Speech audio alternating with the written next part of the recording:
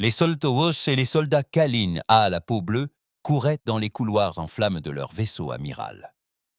Des explosions secouaient le bâtiment tandis que les chasseurs Vortax déchiraient en sa coque à l'aide de rayons d'énergie. Le capitaine Nico pressa la main contre une blessure qui saignait à son bras en atteignant la passerelle. « Rapport de situation !» cria-t-il par-dessus le vacarme des alarmes. « 3 navires de plus détruits, monsieur », répondit son officier de transmission, la voix tremblante. « Les Vortac déciment notre flotte de défense. Nous avons perdu 60% de nos forces en seulement 2 heures. » Nico consulta l'écran tactique.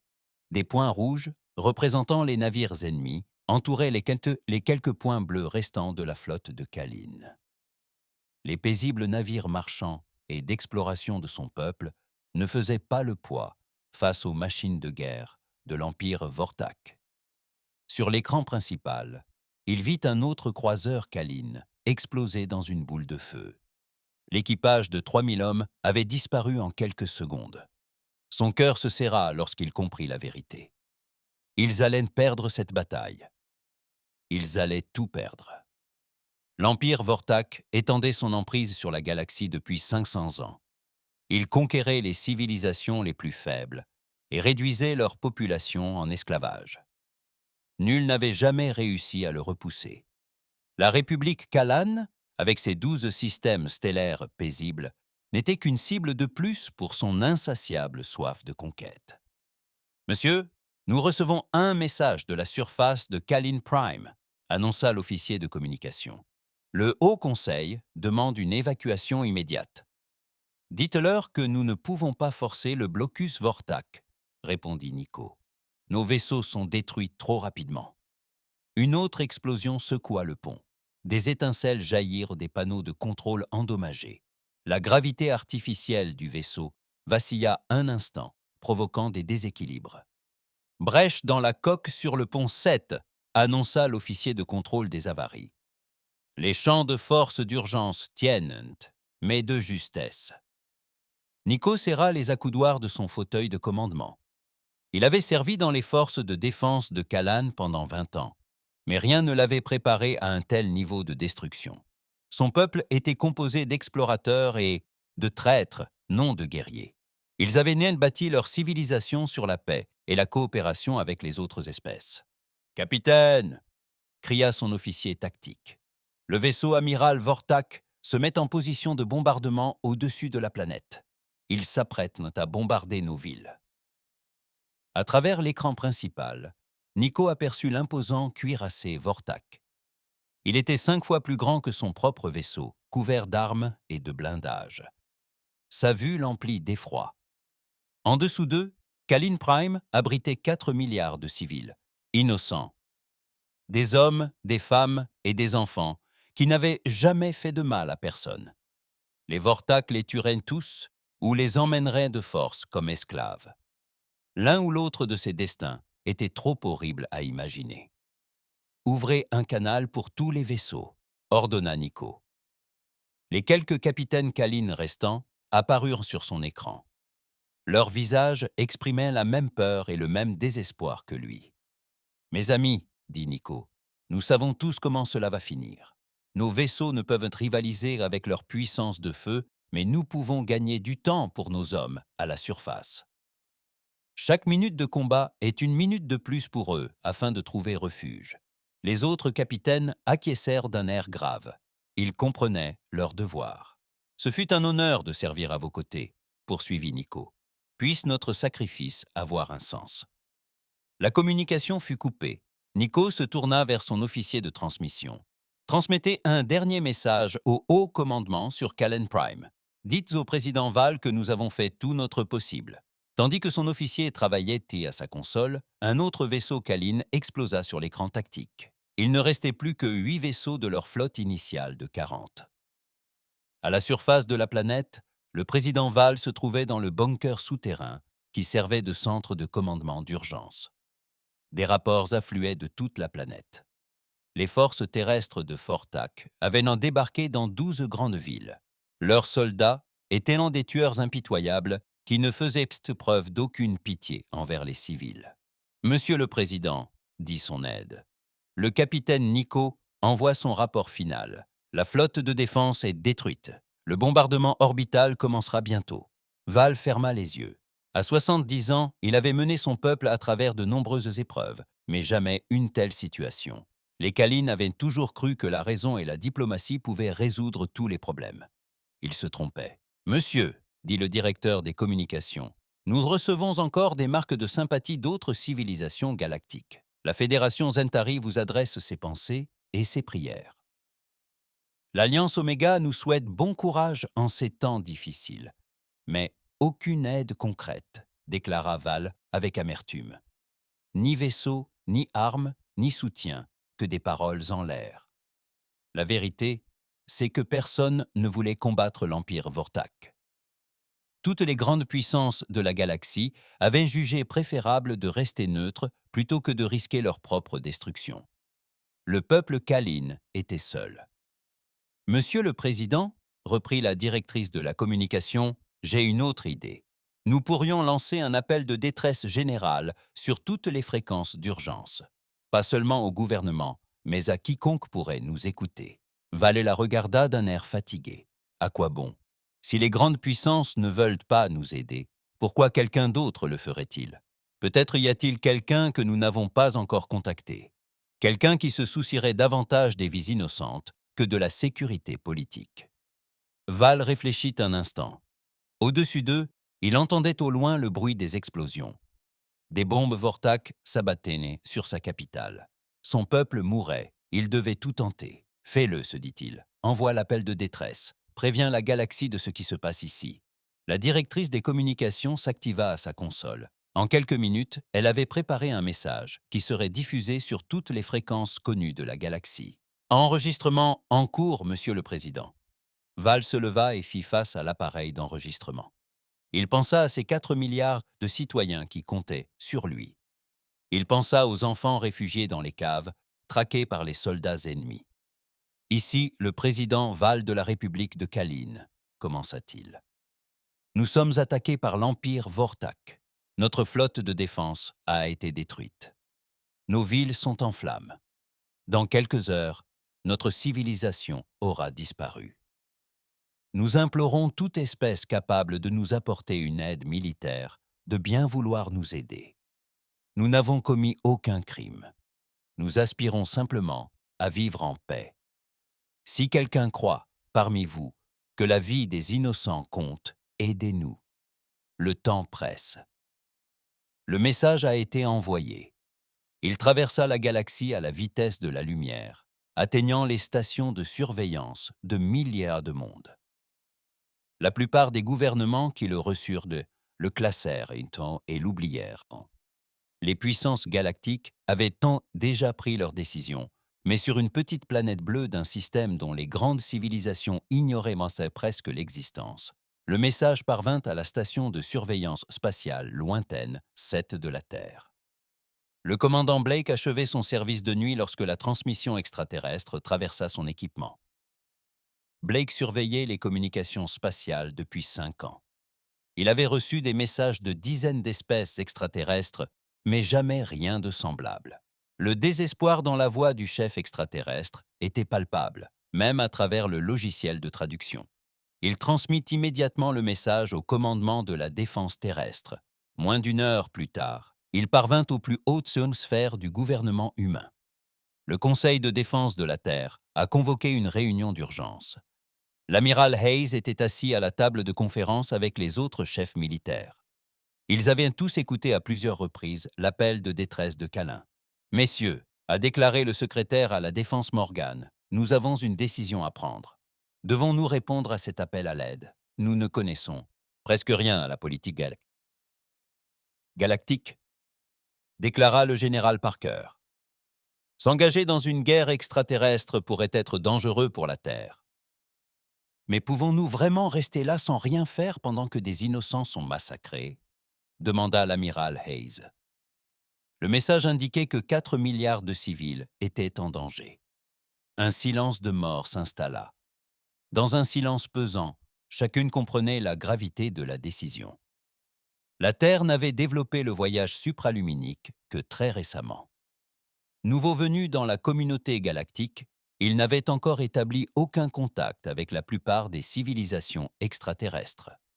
Que savons-nous d'eux? Des Fortak? Demanda le secrétaire Morgan. Le directeur du renseignement, Collins, ouvrit un dossier. Pas grand-chose. Ils semblent être un empire militaire en expansion depuis des siècles. Ils réduisent en esclavage les populations conquises et pillent les ressources des planètes. De l'avis général, ils sont extrêmement dangereux. Et les Kalins? Une civilisation commerçante pacifique. 12 systèmes stellaires. Des humanoïdes majoritairement herbivores. Aucun antécédent d'agression ou de guerre.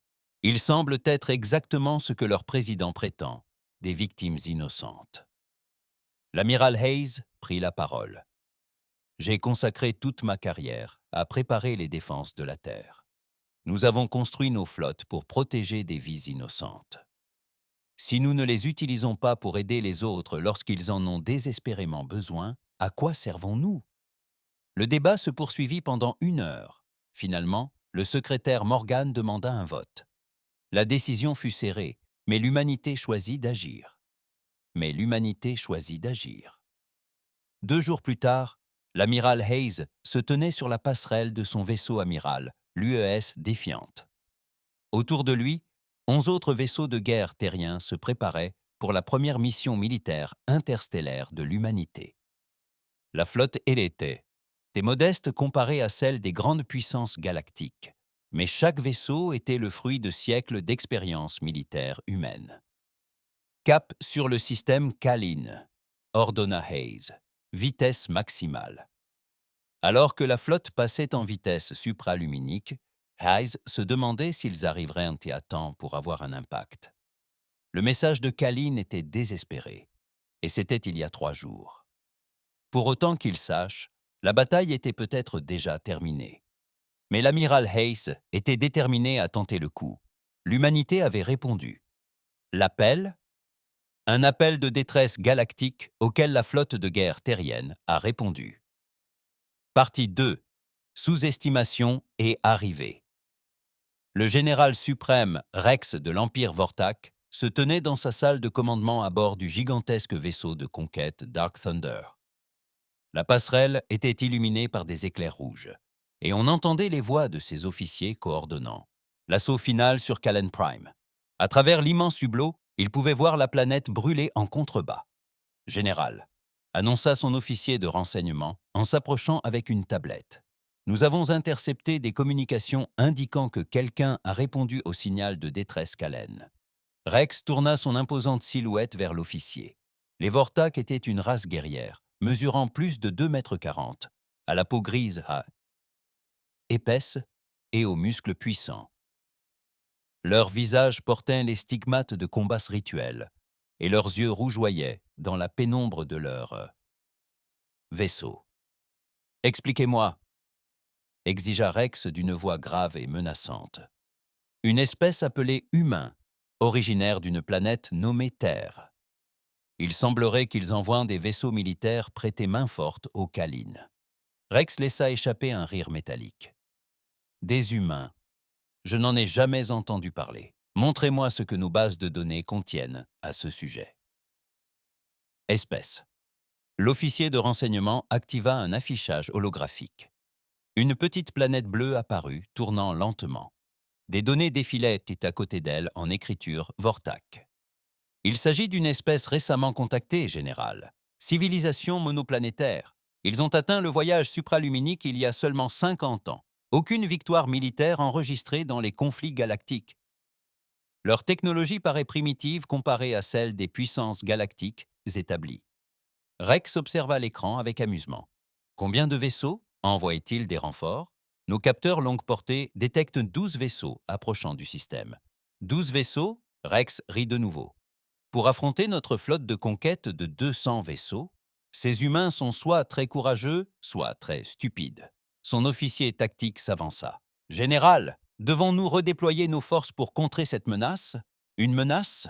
Les yeux rouges de Rex brillèrent d'un éclat moqueur. « Envoyez l'escadron de patrouille Sept intercepter ces humains. Ordonnez au commandant Vex de les éliminer rapidement.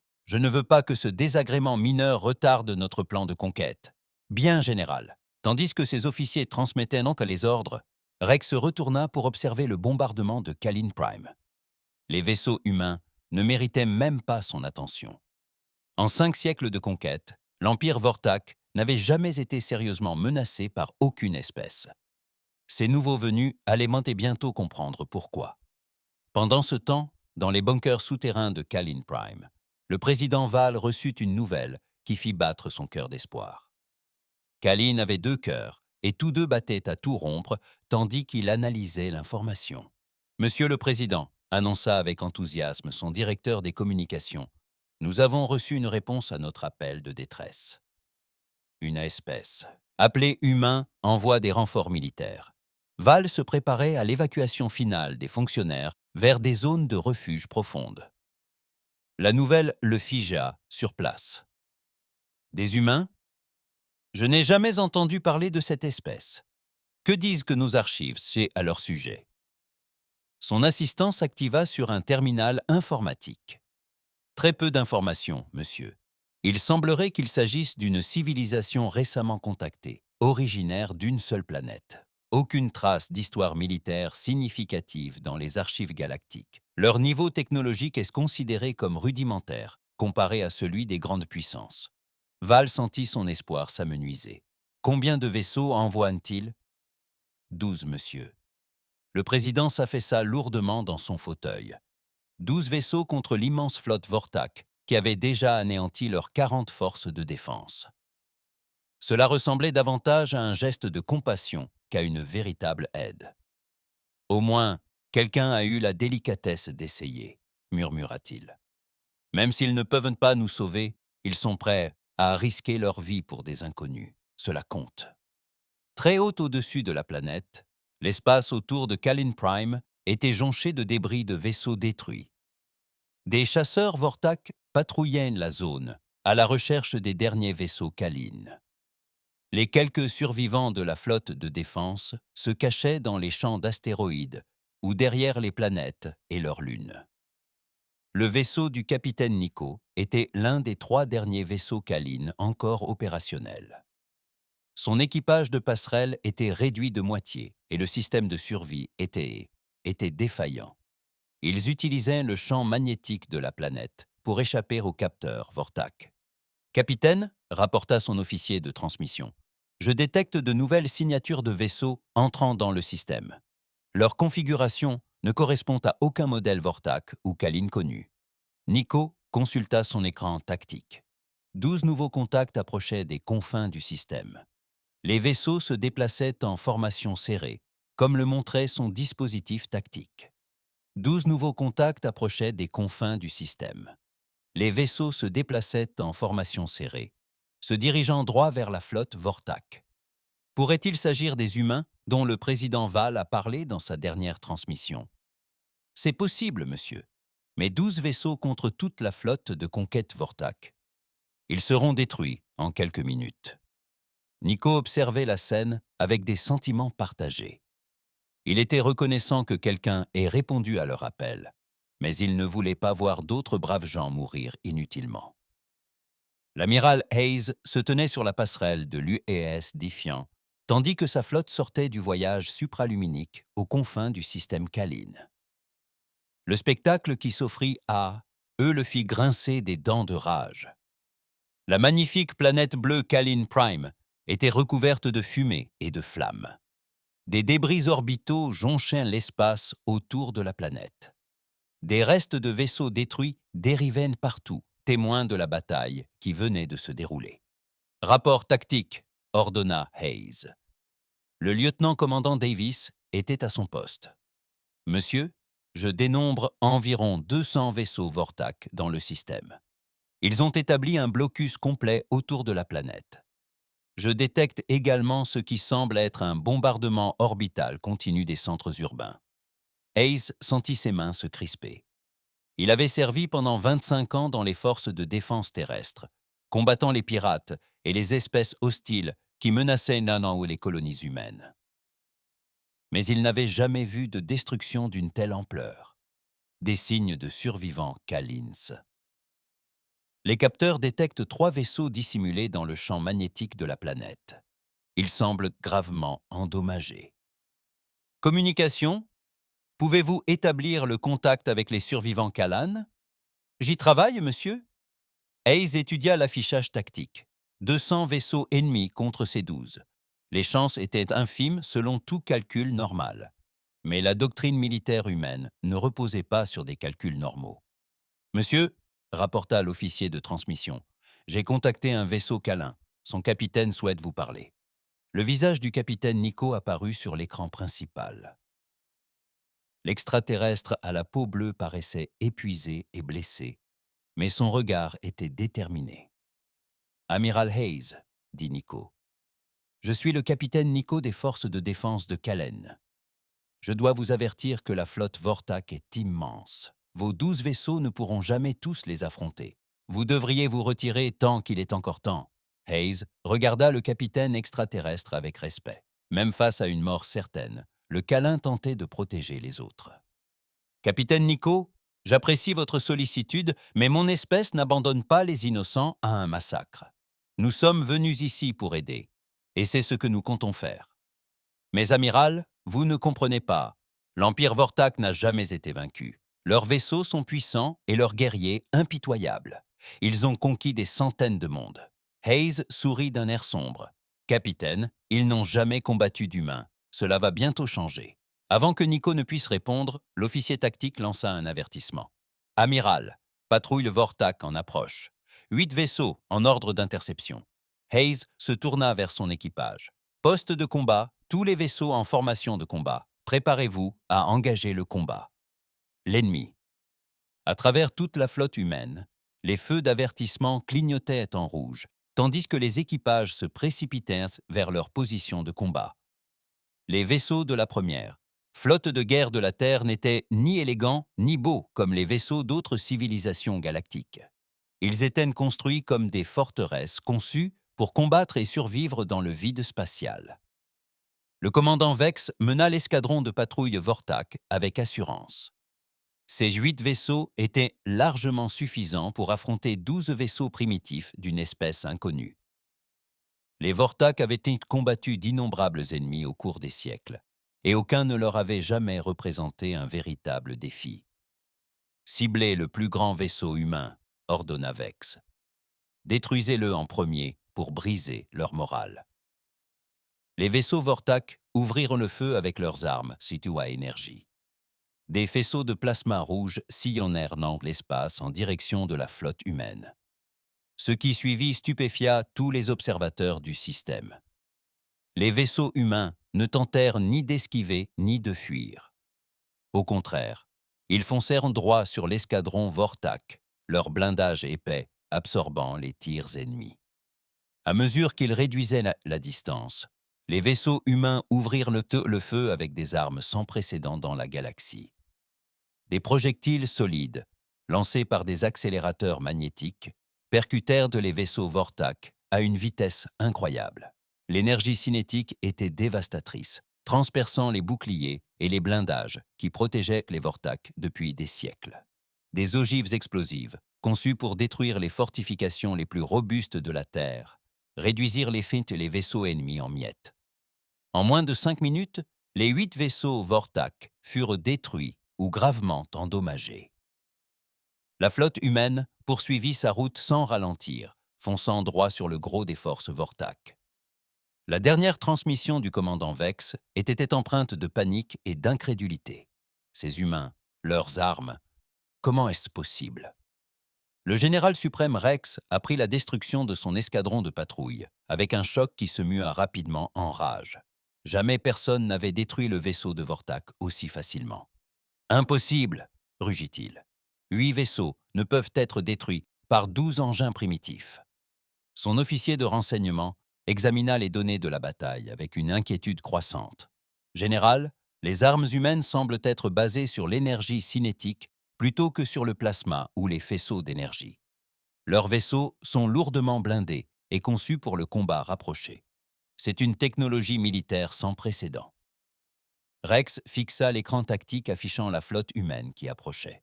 Ce n'étaient pas les faibles primitifs auxquels il s'attendait. ces humains combattaient d'une toute autre manière. « Préparez la flotte au combat », ordonna-t-il. « Tous les vaisseaux, formation de combat. Si ces humains veulent se battre, ils vont se battre. » Le capitaine Nico observait la bataille avec stupéfaction depuis sa cachette. 12 vaisseaux humains venaient de détruire 8 vaisseaux Vortak sans subir de dommages importants. Cela paraissait impossible, mais la preuve était là, sous ses yeux, sur ses capteurs. « Capitaine, » dit son officier tactique, stupéfait, « les humains continuent leur route vers la flotte principale Vortak. Ils ne battent pas en retraite. » Nico évalua les forces en présence. 12 vaisseaux contre près de 200. Logiquement, les humains auraient dû fuir pour sauver leur vie. Au lieu de cela, ils fonçaient droit vers une mort certaine. À moins qu'ils ne détiennent des connaissances en matière de guerre que le reste de la galaxie ignorait. L'amiral Hayes étudiait la formation ennemie tandis que sa flotte approchait. Les vaisseaux Vortak étaient déployés en ligne de bataille classique, conçus pour les échanges d'armes énergétiques à longue portée. C'était exactement ce à quoi les analystes militaires humains s'attendaient en étudiant les bases de données extraterrestres capturées. « Tous vaisseaux », annonça Hayes. « Exécutez le schéma d'attaque Delta, ciblez d'abord leurs vaisseaux de commandement. N'oubliez pas, nous ne combattons pas seulement pour nous-mêmes. »« Tous vaisseaux », annonça Hayes. « Exécutez le schéma d'attaque Delta. Ciblez d'abord leurs vaisseaux de commandement. N'oubliez pas, nous ne combattons pas seulement pour nous-mêmes. Aujourd'hui, nous combattons pour 4 milliards d'innocents incapables de se défendre. » La flotte humaine se divisa en 3 groupes et accéléra vers la formation Vortak. Les vaisseaux de la Terre étaient entrés en guerre et allaient montrer à la galaxie ce que les humains avaient appris au cours de siècles de conflits. La flotte principale Vortak se mit en formation de combat tandis que l'amiral Hayes divisait ses 12 vaisseaux en 3 groupes d'attaque. Le général suprême Rex observait la scène depuis son vaisseau amiral, l'inquiétude grandissant. La destruction facile de son escadron de patrouille avait ébranlé sa confiance, mais il commandait toujours près de 200 vaisseaux de guerre. « Tous les vaisseaux, préparez-vous au combat », ordonna Rex. « Concentrez vos tirs sur les vaisseaux humains, ne les laissez pas s'approcher. » Les vaisseaux Vortak ouvrirent le feu avec leurs canons à plasma. Des centaines de rayons d'énergie sillonnèrent l'espace en direction des vaisseaux humains qui approchaient. Le ciel nocturne autour de Kalin Prime s'illumina d'un spectacle de lumière mortelle. Mais les vaisseaux humains ne se comportèrent comme aucun ennemi que les Vortak avaient affronté jusqu'alors. Au lieu de maintenir leur distance et d'échanger des tirs à longue portée, ils foncèrent droit sur la formation ennemie. Leur blindage épais absorbait les rayons plasma tandis qu'ils réduisaient l'écart. Le capitaine Morris commandait le destroyer UES Vengeance à la tête du SEA, groupe d'attaque de gauche. Il avait étudié les tactiques Vortak durant le voyage vers Kalin Prime et connaissait leurs points faibles. Ils combattaient comme des duellistes, privilégiant les formations de bataille formelles et le combat d'honneur. Les humains avaient tiré des leçons différentes de la guerre. « Tous les vaisseaux, manœuvre de flanc alpha », annonça Morris. Visez d'abord leurs vaisseaux de ravitaillement. Les destroyers humains contournèrent la ligne de bataille principale des Vortak, profitant de leur vitesse supérieure pour atteindre l'arrière-garde ennemie. Les Vortak avaient positionné leurs vaisseaux de munitions et de carburant derrière leur flotte principale, se croyant à l'abri. Ils se trompaient. L'UES Vengeance et ses vaisseaux jumeaux ont déchaîné une puissance de feu dévastatrice sur les navires de ravitaillement Vortak. Des explosions ont secoué les lignes ennemies, tandis que les vaisseaux de munitions explosaient en gigantesques boules de feu, sans ravitaillement. La flotte Vortak serait impuissante en quelques heures. « Impossible !» rugit Rex en voyant son train logistique se faire détruire. « Aucun guerrier honorable n'attaque d'abord les vaisseaux de ravitaillement », tenta d'expliquer son officier tactique. « Général, les humains ne combattent pas selon les protocoles de guerre galactique habituels. Ils semblent cibler nos points faibles plutôt que d'engager nos vaisseaux les plus puissants. » Rex n'avait jamais rencontré de telle tactique. En 5 siècles de conquête, les Vortak n'avaient jamais affronté d'ennemis qui combattaient avec honneur et courage. Ils répondaient à la force par la force, navire contre navire dans une bataille glorieuse. Ces humains se battaient comme des bêtes. Pendant ce temps, l'amiral Hayes menait le groupe central droit sur le vaisseau amiral Vortak. L'imposant cuirassé ennemi était 3 fois plus grand que l'UES Défiant, hérissé d'armes et de blindages. Pour un croiseur humain isolé, cela aurait dû être une cible impossible. « Monsieur !» s'écria le lieutenant-commandant Davis. « Le vaisseau amiral ennemi lance des chasseurs. » Des centaines de petits vaisseaux d'attaque Vortak jaillirent des hangars du cuirassé. Ils fondirent sur les vaisseaux humains, tels des insectes enragés, leurs pilotes avides de gloire en combat singulier. « Déployez nos chasseurs !» ordonna Hayes.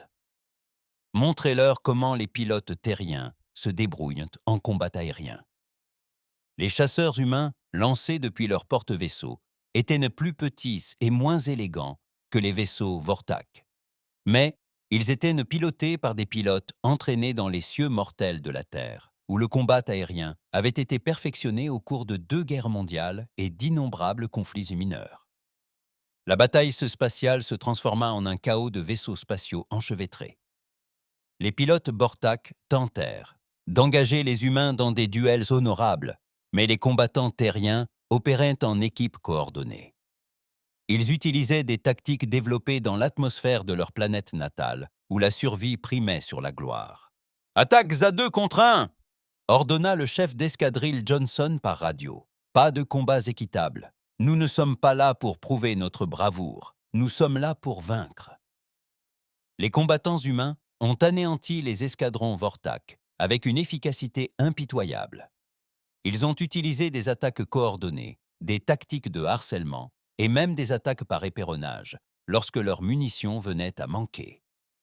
En moins de 30 minutes, l'espace autour du vaisseau amiral était jonché de débris de chasseurs Vortak détruits. Sur le flanc droit, le commandant Price menait le 3e groupe d'attaque humain contre l'escadron de croiseurs Vortak. Les vaisseaux ennemis tentèrent de maintenir leur formation en ligne de bataille, mais les humains n'avaient aucune intention de livrer un affrontement traditionnel. L'US Thunder et son escorte dépassèrent les croiseurs Vortak à toute vitesse, puis firent brusquement demi-tour et attaquèrent sonnant par derrière. Les vaisseaux ennemis durent faire demi-tour pour faire face à cette nouvelle menace, exposant ainsi leurs flancs aux autres groupes humains. « Visez leurs moteurs !» ordonna Price. « Neutralisez-les, ne les détruisez pas encore. » Les armes humaines ciblèrent les systèmes de propulsion des Vortak avec une précision chirurgicale. Vaisseau après vaisseau, ils se retrouvèrent immobilisés, incapables de manœuvrer ou de battre en retraite. Ils restaient dangereux, mais n'avaient plus aucune mobilité. Rex assista impuissant à la destruction systématique de sa flotte et ne comprenait pas ce qui se passait. Ces humains ont combattu sans honneur, sans dignité, sans le moindre respect pour les traditions de la guerre galactique. « Général », rapporta son officier de transmission, « nous recevons des demandes de reddition de 12 de nos croiseurs. Ils sont hors de combat et implorent notre clémence. » Se rendre. Rex avait du mal à prononcer ce mot. Les guerriers Vortak ne se rendent pas. Ordonnez-leur de se battre jusqu'à la mort. Mais les officiers commençaient à douter de leur commandant. Ils n'avaient jamais vu de vaisseaux Vortak détruits aussi facilement. Les humains semblaient anticiper chaque mouvement, contrer chaque tactique et exploiter chaque faiblesse. Le capitaine Nico observait la bataille depuis sa cachette derrière la lune de Callan Prime. Ses capteurs peinaient à suivre la vitesse des vaisseaux humains qui traversaient la formation Vortak. « Capitaine !» s'exclama son officier tactique, stupéfait. Les humains ont détruit ou mis hors service plus de 60 vaisseaux Vortak en moins de 2 heures. Leurs pertes sont minimes. Nico n'en croyait pas ses yeux. Le puissant Empire Vortak, conquérant de centaines de mondes, était en train d'être vaincu par 12 vaisseaux d'une espèce inconnue. Comment était-ce possible, se demanda-t-il. À la surface de Callan Prime, le président Vale recevait les rapports de la bataille spatiale avec un espoir et une stupéfaction grandissants. Les humains ne se contentaient pas de combattre les Vortak, ils étaient en train de gagner. Monsieur le Président annonça son aide avec enthousiasme. Nos observateurs rapportent que la flotte humaine a percé les lignes Vortak. Les vaisseaux ennemis battent en retraite. Val sentit les larmes lui monter aux yeux. Après des jours de désespoir à voir son peuple périr et sa civilisation réduite en cendres, l'espoir renaissait enfin. Mais la bataille n'était pas encore terminée. Rex comprit que ses tactiques habituelles étaient inefficaces face à ces guerriers humains. Pour vaincre, il devait changer de stratégie. Tous les vaisseaux, ordonna-t-il. Cessez le combat en formation. Encerclez les vaisseaux humains. Utilisez notre nombre pour les submerger. Les vaisseaux Vortak restants rompirent leur ligne et commencèrent à encercler la flotte humaine. Ils ne pouvaient rivaliser avec les tactiques humaines, mais leur supériorité numérique leur était indéniable. S'ils parvenaient à piéger les vaisseaux humains et à attaquer de toutes parts, la victoire leur serait peut-être encore possible. L'amiral Hayes, observant le changement de tactique de l'ennemi, esquissa un sourire sombre.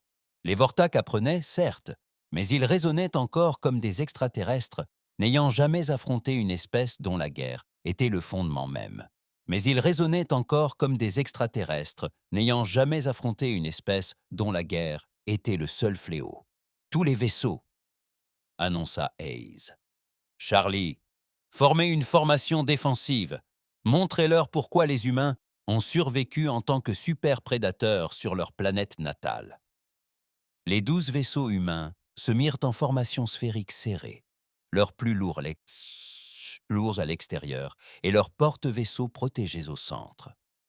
Alors que les vaisseaux Vortak se rapprochaient de toutes parts, les humains démontrèrent une autre leçon tirée de l'histoire sanglante de la Terre. Encerclés et en infériorité numérique, ils ne paniquaient pas. Ils devinrent plus dangereux. Les vaisseaux humains tiraient simultanément dans toutes les directions, leurs ordinateurs de ciblage suivant des dizaines de vaisseaux ennemis. Leurs armes étaient conçues pour pénétrer les défenses les plus robustes que la Terre pouvait construire. Et le blindage Vortak offrait une protection minime. L'espace autour de la flotte humaine se transforma en un véritable champ de bataille.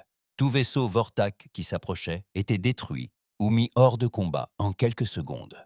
Les humains se battaient comme une meute de loups encerclant des moutons, mortels, coordonnés et totalement impitoyables. « Impossible !»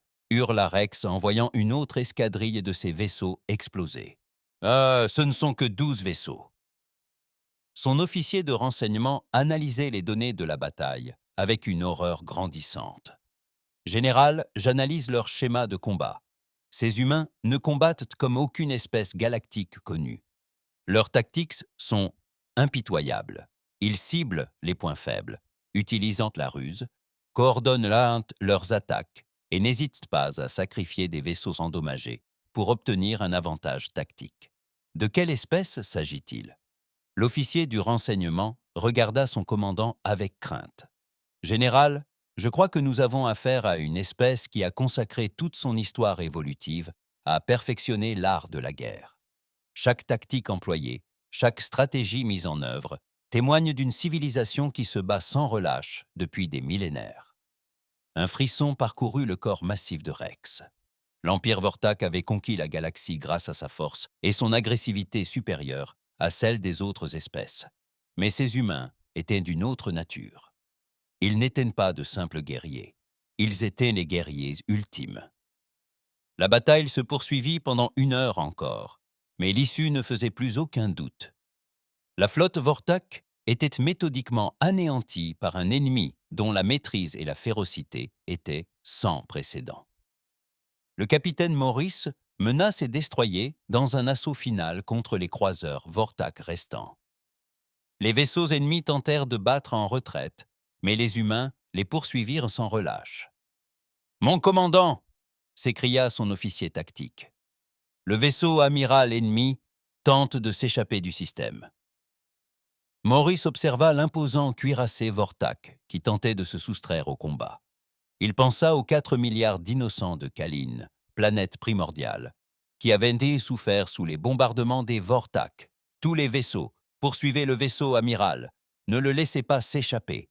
Ces monstres sont venus ici pour massacrer des innocents. Ils ne pourront pas fuir quand le combat tournera à leur désavantage. La flotte humaine abandonna les vestiges décimés des forces Vortak et se lança à la poursuite du vaisseau amiral de Rex. Le grand cuirassé était rapide, mais les vaisseaux humains l'étaient encore plus. L'amiral Hayes ouvrit un canal de communication avec les fuyards. « Commandant Vortak, Général suprême Rex, dit Hayes d'une voix froide et menaçante. Vous êtes venu dans ce système pour massacrer des innocents. Vous avez détruit leur flotte de défense et bombardé leur ville. Et maintenant, face à une véritable opposition, vous fuyez comme des lâches. » Le visage de Rex apparut à l'écran, déformé par la rage et la peur. « Tu ne connais rien à l'honneur humain. Vous combattez comme des bêtes. » Aze esquissa un sourire froid. « Tu as raison. Nous combattons comme des bêtes. Nous sommes les bêtes qui ont rampé hors des cavernes et conquis notre planète entière. Nous sommes les bêtes qui ont fait de la guerre une science. Et maintenant, vous allez découvrir pourquoi toutes les espèces prédatrices de l'histoire de la Terre ont appris à nous craindre. » La flotte humaine encercla le vaisseau amiral Vortak comme une meute de chasseurs encerclant sa proie. La nouvelle de la défaite du général suprême Rex parvint sur la planète natale des Vortak 3 jours plus tard. L'empereur Kane, assis sur son trône de métal noir, écoutait les rapports avec une rage grandissante. Le colossal souverain de l'empire Vortak n'avait pas connu la peur depuis 200 ans, mais ces humains avaient accompli l'impossible. « Expliquez-moi comment Rex a pu perdre 200 vaisseaux face à 12 vaisseaux primitifs » s'écria Caïn, sa voix résonnant dans la salle du trône. Le ministre de la guerre, Drax, tremblait en présentant son rapport. « Majesté, les humains n'ont combattu selon aucun protocole de guerre galactique connu. Ils ont employé des tactiques inédites pour nos commandants. Ils ont ciblé les vaisseaux de ravitaillement, mené des attaques coordonnées, et n'ont fait preuve d'aucune pitié envers les vaisseaux endommagés. » Cain se leva de son trône, sa stature massive dominant ses conseillers. « Apportez-moi tout ce que nous savons sur cette espèce appelée humain. » En quelques heures, les analystes du renseignement Vortak avaient net compilé toutes les informations concernant la Terre et ses habitants. Ce qu'ils découvrirent les glaça d'effroi. « Votre Majesté, » rapporta le directeur du renseignement Zarn, « nous avons découvert des informations troublantes sur l'histoire humaine. Selon les bases de données galactiques, cette espèce est engagée dans une guerre constante depuis l'avènement de la civilisation. » Kane étudia les projections holographiques retraçant l'histoire sanglante de la Terre. Guerres, batailles et conflits emplissaient chaque page des archives humaines. La plupart des espèces connaissent peut-être 10 à 20 conflits majeurs au cours de leur développement, poursuivit Zarn. Les humains, eux, ont mené plus de 15 000 guerres documentées. Ils ont perfectionné des armes de destruction massive, développé des stratégies militaires que les autres espèces jugent impossibles et transformé la guerre en science. Impossible, répéta Kane, mais sa voix manquait de conviction. Aucune espèce ne pourrait survivre à une guerre aussi incessante. C'est ce qui les rend si dangereux, Votre Majesté. Ils n'y ont pas seulement survécu, ils en ont tiré profit. Chaque génération d'humains a été mise à l'épreuve par le combat. Seuls les plus forts, les plus intelligents et les plus impitoyables ont survécu pour se reproduire. Ils ont littéralement évolué pour devenir des guerriers parfaits. Kane ressentit une émotion qu'il n'avait pas éprouvée depuis des siècles. L'incertitude. L'Empire Vortak avait conquis la galaxie grâce à son agressivité supérieure à celle des autres espèces. Mais ces humains étaient bien plus que de l'agressivité. Ils étaient faits de chair et d'os. « Préparez la grande flotte », ordonna Cain. « Tous les vaisseaux disponibles. Je mènerai personnellement l'assaut contre le monde natal des humains. Nous devons anéantir cette menace avant qu'elle ne devienne plus puissante. » Entre-temps, la nouvelle de la défaite des Vortak s'était répandue dans toute la galaxie. Sur des dizaines de mondes, les représentants du gouvernement visionnaient, avec stupeur et admiration, les images de la bataille. Dans les cités de cristal de la Fédération Zentari, le chancelier Revo convoqua une réunion d'urgence du Conseil. Ces élégants et grands extraterrestres avaient toujours été fiers de leur civilisation pacifique. « Nous avons tous pris connaissance des rapports de bataille. déclara Ravo aux diplomates réunis. 12 vaisseaux humains ont anéanti la plus grande flotte de combat Vortak jamais rassemblée. Nous devons réfléchir aux conséquences de cet événement pour la politique galactique. Peut-être devrions-nous prendre contact avec ces humains, suggéra l'ambassadrice Lyra. S'ils parviennent à vaincre les Vortak, ils pourraient se révéler de précieux alliés. Ou des ennemis dangereux, répliqua le ministre de la Défense, Cato. Ces humains combattent avec une brutalité sans précédent. Voyez leur tactique. Ils ciblent les infrastructures civiles, recourent à la ruse et ne font preuve d'aucune pitié envers leurs ennemis vaincus. Le débat se prolongea pendant des heures. Toutes les grandes puissances galactiques tenaient des discussions similaires. Les humains avaient tout bouleversé en une seule bataille. Sur la planète capitale de l'Alliance Oméga, l'analyste militaire Quinn étudiait les images du combat pour la 20e fois. Les êtres mécaniques de l'Alliance se targuaient de leur logique implacable, mais les tactiques humaines semblaient presque aléatoires. Leur stratégie est incohérente selon la doctrine militaire standard, rapporta Quinn au haut circuit. Ils attaquent directement les formations ennemies les plus puissantes, mais frappent aussi simultanément leurs points faibles. Ils emploient à la fois des tactiques honorables et déshonorables au cours d'une même bataille. Conclusion ? Demanda l'unité principale.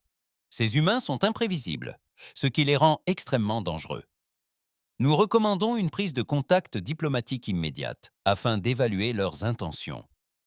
De retour dans le système Kalin, l'amiral Hayes a reçu un message urgent du commandement de la défense terrestre. La transmission avait mis 3 jours à lui parvenir et son contenu était alarmant. « Amiral », commençait le message enregistré du secrétaire Morgan, « nos capteurs longue portée ont détecté une immense flotte Vortak se dirigeant vers la Terre.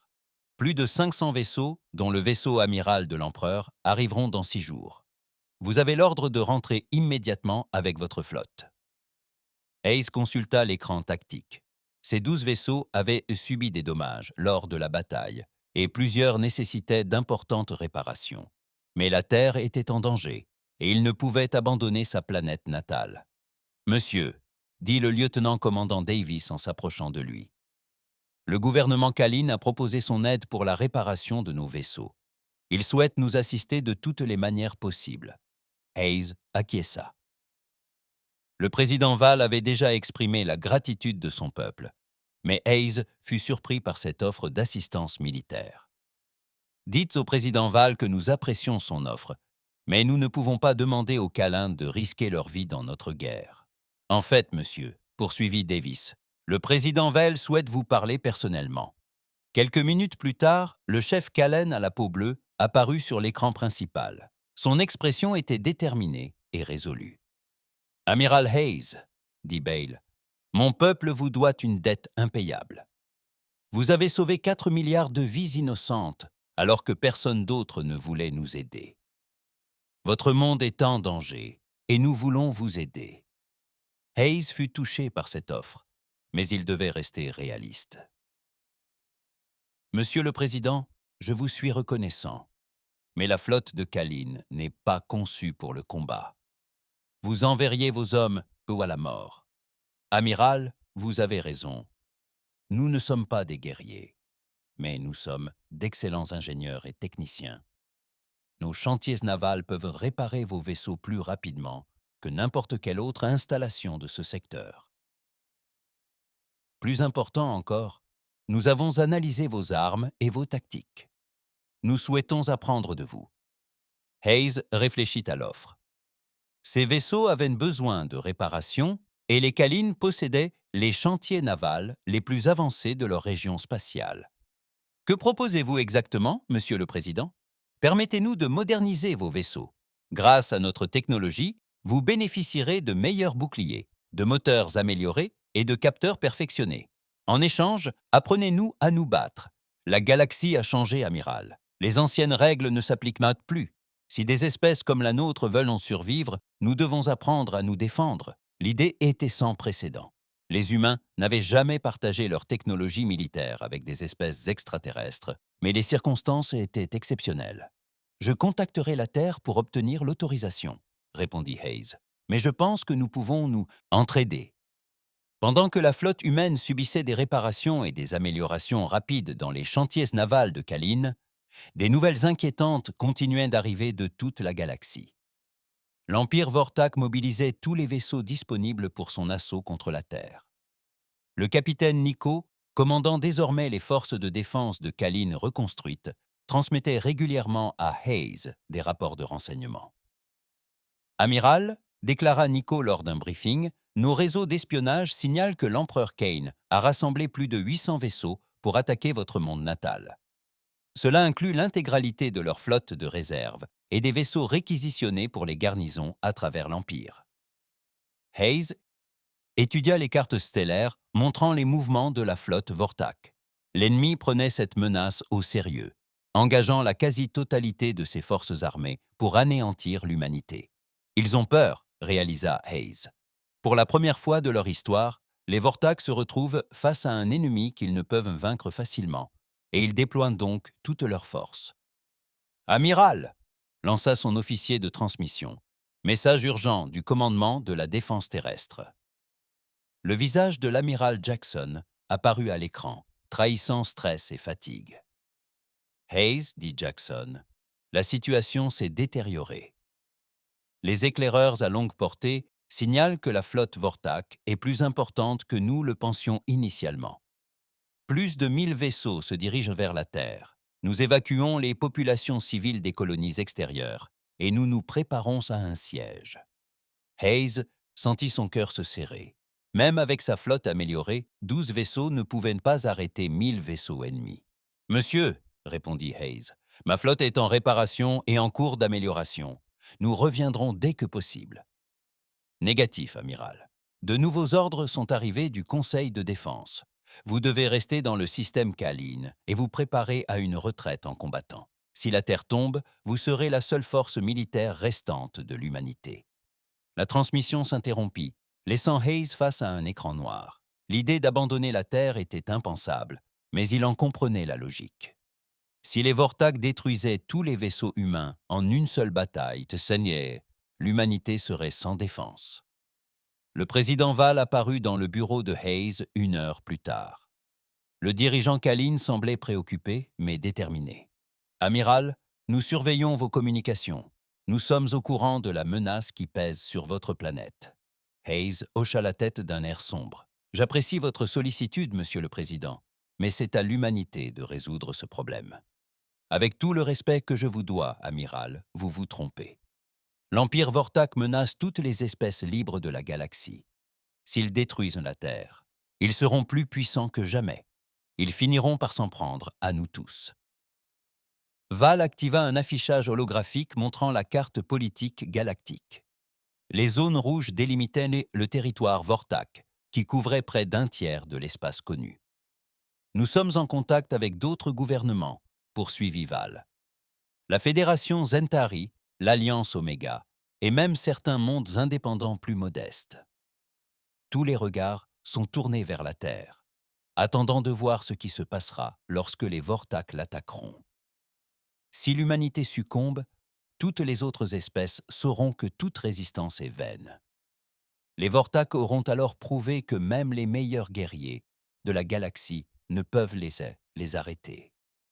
Mais si la Terre survit, commença à comprendre Hayes, alors d'autres espèces pourraient trouver le courage de résister. Exactement. Amiral, nous avons une proposition. La République de Kalan demande officiellement à se joindre à votre défense de la Terre en tant qu'allié militaire. Hayes était stupéfait. « Monsieur, Président, vous demandez à votre peuple de se battre dans une bataille qu'il ne peut probablement pas gagner. » L'expression de Val était résolue. « Amiral, il y a 3 jours, mon peuple était au bord de l'extinction. Vous nous avez sauvés quand personne d'autre ne voulait nous aider. C'est maintenant à notre tour de nous battre, avec vous. La galaxie nous observe et l'histoire se souviendra des choix que nous ferons en cet instant. » Par la fenêtre de la salle de repos de Hayes, il pouvait voir les chantiers navals Kalin s'affairer frénétiquement à réparer les vaisseaux humains. Des ingénieurs des deux espèces travaillaient côte à côte, partageant leur technologie et leurs connaissances. Pour la première fois depuis qu'elle avait appris la menace Vortak pesant sur la Terre, Hayes ressentit une lueur d'espoir. L'humanité ne serait pas seule face à cette bataille. La guerre pour la galaxie était sur le point de commencer. L'immense flotte d'invasion Vortak s'arrêta à la limite du système solaire terrestre, après avoir atteint une vitesse supraluminique. Plus de 1000 vaisseaux de guerre, dont le vaisseau amiral de l'empereur Kane, l'Éternelle Conquête, sillonnaient l'espace entre Mars et Jupiter. La plus grande force militaire jamais rassemblée dans l'histoire galactique était venue anéantir le monde natal de l'humanité. L'empereur Kane se tenait sur sa passerelle, contemplant la planète bleue qui avait engendré de si redoutables guerriers. La Terre paraissait paisible vue de loin, mais Kane savait qu'il ne fallait pas sous-estimer ces humains. « Lancez l'assaut !» ordonna-t-il. « Détruisez d'abord leur défense orbitale, puis bombardez leur principale ville. Je veux que cette espèce soit éradiquée. » Mais alors que la flotte Vortak se dirigeait vers la Terre, elle fit une rencontre inattendue. La Terre, planète d'origine de l'humanité, n'était pas sans défense. L'amiral Jackson commandait les forces de défense terrestre depuis la station orbitale Unity One. Autour de lui, des centaines de vaisseaux de guerre humains prenaient position à travers le système solaire. L'ensemble des forces de défense terrestre avaient été mobilisées, ainsi que des vaisseaux des flottes coloniales et de la marine marchande. « Monsieur, » rapporta le capitaine Williams, « les capteurs à longue portée détectent l'approche de la flotte Vortak, plus de 1000 vaisseaux, exactement comme les renseignements l'avaient prédit. » Jackson hocha la tête d'un air sombre. Même avec tous les vaisseaux humains disponibles, ils étaient toujours en infériorité numérique de 3 contre 1. Mais les défenseurs de la Terre avaient passé des semaines à se préparer pour ce moment. « Tous les vaisseaux exécutent le plan défensif Oméga, » diffusa Jackson. « N'oubliez pas que nous ne nous battons pas seulement pour la Terre. Nous combattons pour toutes les espèces libres de la galaxie. La bataille de la Terre a commencé dans la ceinture d'astéroïdes. Les stations minières humaines ont été transformées en plateformes d'armement. Leurs équipements industriels sont devenus d'énormes canons électromagnétiques. À mesure que la flotte Vortak avançait, elle se heurtait à un mur de projectiles cinétiques lancés depuis ses forteresses improvisées. Kane a vu des dizaines de ces vaisseaux subir des dégâts sous le feu des défenses des astéroïdes. Les humains avaient transformé leur système solaire tout entier en une plateforme d'armement. « Impressionnant, » admit Kane, « mais les astéroïdes ne peuvent arrêter l'Empire Vortak. » Sa flotte traversa la ceinture d'astéroïdes, détruisant les stations minières une à une. Les défenses humaines se replièrent vers Mars, où une autre surprise les attendait. Les chantiers navals orbitaux de la planète rouge tournaient à plein régime depuis des semaines, produisant non seulement de nouveaux vaisseaux de guerre, mais aussi des milliers de drones automatisés. Alors que la flotte Vortak approchait de Mars, des essaims de chasseurs sans pilote décollèrent de bases dissimulées à la surface de la planète. « Qu'est-ce que c'est » demanda Kane, lorsque ses capteurs détectèrent les essaims de drones qui approchaient. « De petits vaisseaux automatisés, Votre Majesté », rapporta son officier tactique. « Chacun semble transporter une unique ogive nucléaire de grande puissance. » Kane comprit la vérité trop tard. Les humains avaient construit des drones suicides, conçus pour percuter les vaisseaux Vortak et exploser. Une tactique si impitoyable que même les Vortak ne l'avaient jamais envisagée. Des centaines de drones s'abattirent sans un sur la flotte d'invasion. Chaque explosion était petite, mais elles se multiplièrent par milliers. Les vaisseaux Vortak virent leurs boucliers saturés et leurs blindages fissurés sous l'assaut incessant. « Barbares !» rugit Kane. « Ils utilisent des machines pour se battre comme des berserkers. » Mais le pire était encore à venir. Alors que la flotte Vortak se regroupait près de Mars, l'espace lui-même sembla s'animer sous les tirs d'armes. Des vaisseaux humains surgirent de leurs cachettes un peu partout. Dans le système solaire, derrière des astéroïdes, à l'ombre de lune, même enfouis sous les anneaux de glace de Jupiter. L'amiral Jackson avait transformé le système solaire tout entier en un piège. Les humains ne livrèrent aucune bataille d'envergure. Au lieu de cela, Il privilégiait les attaques éclairs, les embuscades et la guérilla à l'échelle galactique. Les vaisseaux Vortak se retrouvaient pris sous le feu ennemi, incapables de former des lignes de bataille efficaces. « Ils sont partout », rapporta le commandant de la flotte de Kane. « Impossible de se déployer face à un ennemi qui refuse le combat. » Kane commença à comprendre ce que ses officiers du renseignement avaient tenté de lui expliquer. Ces humains ne combattaient pas comme les autres espèces. Ils n'avaient aucune notion d'honneur à la guerre. Ils employaient tous les coups bas, toutes les tactiques sournoises, toutes les stratégies impitoyables imaginables. Et ça marchait. La bataille fit rage pendant 3 jours à travers tout le système solaire. Lentement mais sûrement, la flotte Vortak s'amenuisait. Les pertes humaines étaient lourdes, mais les défenseurs avaient transformé leur système d'origine en un véritable hachoir à viande, réduisant en cendres les vaisseaux ennemis plus vite que Kane ne pouvait les remplacer. Le 3e jour, des renforts arrivèrent et tout changea.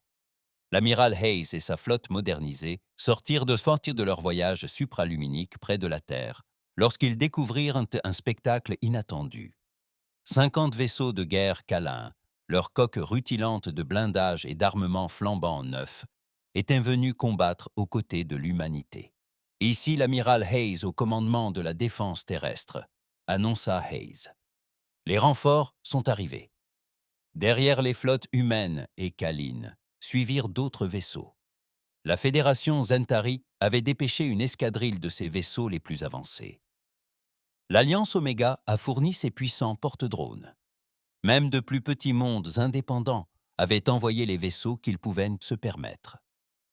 Pour la première fois dans l'histoire galactique, plusieurs espèces s'étaient unies pour combattre l'Empire Vortak. Kane contemplait son déploiement tactique avec incrédulité. Les humains étaient parvenus, d'une manière ou d'une autre, à convaincre d'autres espèces de se joindre à leur guerre. La galaxie s'unissait contre lui. « Impossible !» murmura Kane. « Personne n'a jamais réussi à former une alliance contre l'Empire Vortak. »« Votre Majesté !» dit son officier de renseignement à voix basse. « Peut-être est-ce parce que personne n'a jamais donné à la galaxie l'espoir que les Vortak puissent être vaincus. » L'arrivée de la flotte alliée a fait basculer la bataille en faveur des Vortak. Les vaisseaux humains ont coordonné leurs actions avec les vaisseaux extraterrestres, partageant tactiques et données de ciblage. Les Kalines ont fourni des boucliers et des capteurs de pointe, tandis que les Zentari ont déployé de puissantes armes à énergie. Les drones de l'Alliance Oméga ont déferlé sur l'espace tels des nuées de sauterelles mécaniques, submergeant les défenses Vortak. L'amiral Hayes mena l'assaut final contre le vaisseau amiral de Kane.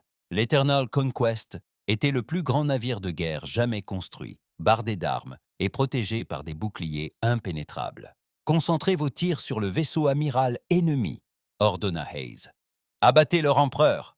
La flotte alliée réunie concentra son attaque sur le gigantesque cuirassé de Kane. Des armes cinétiques humaines, des canons à plasma Kalin et des rayons d'énergie Zentari frappèrent simultanément le vaisseau. Même le puissant Eternal Conquest ne put résister à une telle puissance de feu concentré. Kane sentit son vaisseau trembler sous l'assaut. Pour la première fois de sa longue vie, l'empereur Vortak se trouvait confronté à la possibilité de la défaite. « Monseigneur, » rapporta son officier tactique, « nos boucliers sont défaillants. Brèche dans la coque sur plusieurs ponts, nous devons évacuer. » « Non, » rugit Kane. « L'Empire Vortak ne recule pas. Nous combattons jusqu'à la mort. » Mais son équipage avait perdu confiance en son empereur. Des capsules de sauvetage commencèrent à être lancées depuis le vaisseau amiral, tandis que les officiers Vortak abandonnaient leur chef. Kane vit son empire s'effondrer autour de lui, vaisseau après vaisseau, se rendant ou fuyant le combat. L'amiral Hayes ouvrit un canal de communication avec le vaisseau amiral endommagé.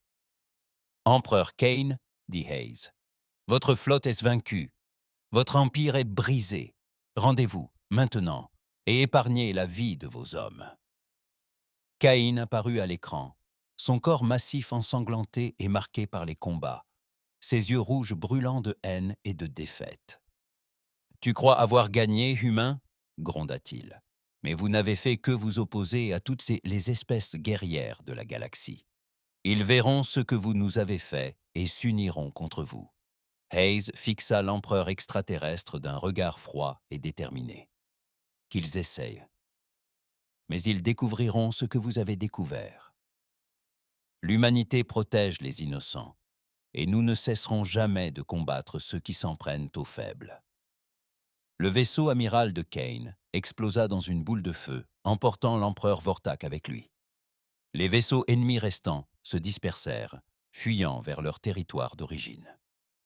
La bataille de la Terre était terminée. Après la victoire, des représentants de dizaines d'espèces se rassemblèrent à la station Unity, au-dessus de la Terre. La victoire sur les Vortak avait provoqué une onde de choc à travers la galaxie. L'Empire qui semblait invincible avait été brisé par une coalition de mondes libres. Le président Chen de la Terre s'adressa aux délégués réunis. Aujourd'hui, nous avons prouvé qu'aucun empire, aussi puissant soit-il, ne peut résister à des peuples libres et unis.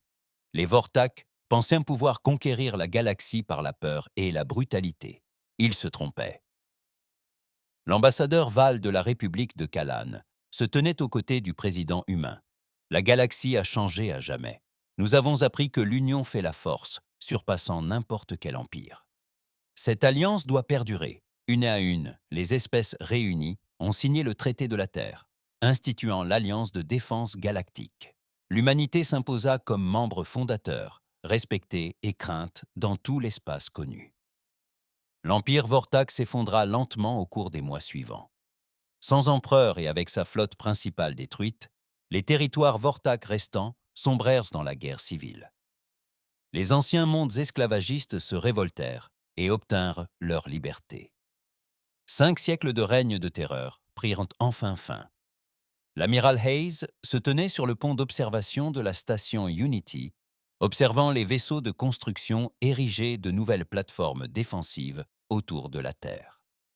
La planète ne serait plus jamais prise au dépourvu. Le capitaine Nico le rejoignit au hublot.